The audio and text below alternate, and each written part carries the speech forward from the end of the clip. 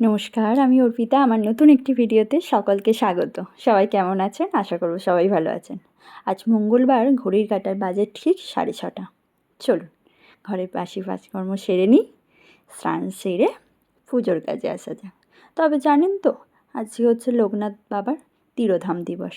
সকাল সকাল উঠে পুজো সেরে কাজকর্ম সেরে নিয়ে আজ একটু বাইরেও কাজ ছিল আধার কার্ডের।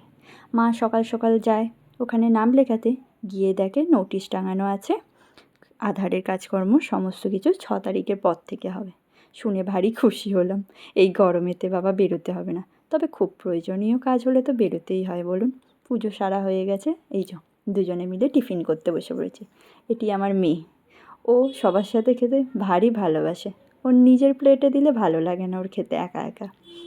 চলুন রান্নার কাজে লেগে পড়েছি। তবে জানেন তো, এই রান্না যখন করব ভারী ভয় পাই ওকে নিয়ে করতে, কিন্তু ও ছোট থেকে এত রান্না দেখতেও ভালোবাসে না।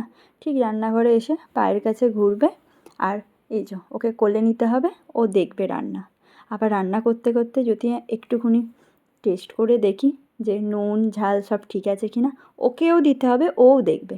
তবে জানেন তো, আমার মিক্সিতে বাবা বেটে পোষায় না। আমার মনে হয় শিলেতে বেটে পোষালেই ভালো।